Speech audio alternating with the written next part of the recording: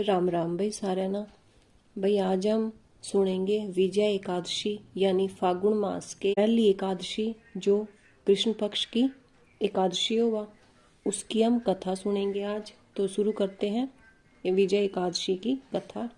युधिष्ठिर ने पूछा, हे वासुदेव, फागुन के कृष्ण पक्ष में किस एक नाम की एकादशी होती है और उसका व्रत करने की क्या विधि है, कृपा करके बताइए।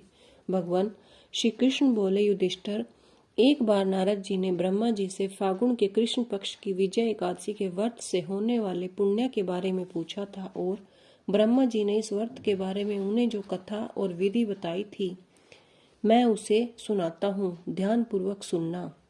ब्रह्मा जी ने कहा, नारद, यह व्रत बहुत ही पुराना, पवित्र और पाप नाशक है। यह एकादशी राज्यों को विजय प्रदान करती है, इसमें कोई संदेह नहीं है। त्रेता युग में मर्यादा पुरुषोत्तम श्री रामचंद्र जी जब लंका पर चढ़ाई करने के लिए समुद्र के किनारे पहुंचे तब उन्हें समुद्र को पार करने का कोई उपाय नहीं सूझ रहा था। उन्होंने लक्ष्मण जी से पूछा, सुमित्रा नंदन, किस उपाय से समुद्र को पार किया जा सकता है? यह अत्यंत अगाध और भयंकर जल जंतुओं से भरा हुआ है। मुझे ऐसा कोई उपाय नहीं दिखाई देता जिससे इसको सुगमता से पार किया जा सके। लक्ष्मण जी बोले, हे प्रभु, आप ही आदिदेव और पुराण पुरुष पुरुषोत्तम है, आपसे क्या छिपा है। यहाँ से आधे योजन की दूरी पर कुमारी द्वीप में बकदालब्य नामक मुनि रहते हैं। आप उन प्राचीन मुनीश्वर के पास जाकर उन्हीं से इसका उपाय पूछिए। श्री रामचंद्र जी महामुनि बकदालब्य के आश्रम पहुंचे और उन्होंने मुनि को प्रणाम किया। महर्षि ने प्रसन्न होकर श्री राम जी के आगमन का कारण पूछा।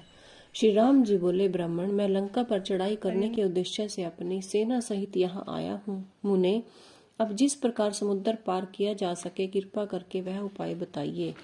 तब मुनि ने कहा, हे राम जी, फागुन के कृष्ण पक्ष में जो विजया नाम की एकादशी होती है उसका व्रत करने से आपकी विजय होगी। निश्चय ही आप अपनी वानर सेना के साथ समुद्र को पार कर लेंगे। राजन, अब इस व्रत की फलदायक विधि सुनिए।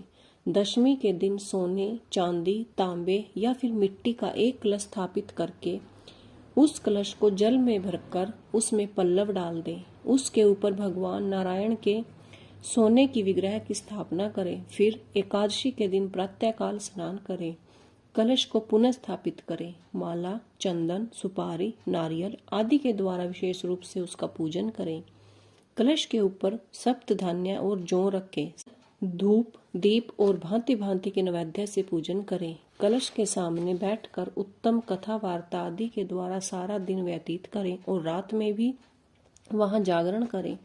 अखंड व्रत की सिद्धि के लिए घी का दीपक जलाएं और फिर द्वादशी के दिन सूर्योदय होने पर उस कलश को किसी जलाशय के समीप, किसी नदी, झरने या पोखरे के तट पर स्थापित कर दें और उसकी विधिवत पूजा करके देव प्रतिमा सहित उस कलश को वेद वेता ब्राह्मण के लिए दान कर दें। कलश के साथ ही और भी बड़े बड़े दान देने चाहिए। हे श्री राम, आप अपने सेनापतियों के साथ इस विधि से प्रयत्न पूर्वक विजय एकादशी का व्रत कीजिए, इससे आपकी विजय निश्चित है।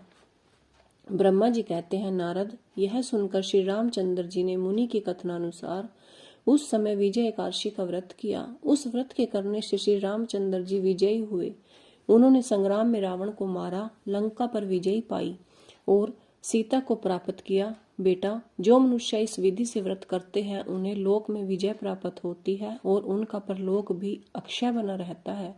भगवान श्री कृष्ण कहते हैं, युधिष्ठिर, इस कारण विजय का व्रत करना चाहिए। इस प्रसंग को पढ़ने और सुनने से वाजपेयी यज्ञ का फल मिलता है। विष्णु भगवान का किसी भी रूप में पूजन मानव मात्र की समस्त मनोकामनाएं पूर्ण करता है। भगवान राम हालांकि स्वयं विष्णु भगवान के अवतार थे, परंतु अपनी लीलाओं के चलते प्राणियों को सन्मार्ग दिखाने के लिए उन्होंने विष्णु भगवान के निमित्त इस व्रत को भी किया। विजय की इच्छा रखने वाला कोई भी मनुष्य इस व्रत को करके अनंत फल का भागी बनता है।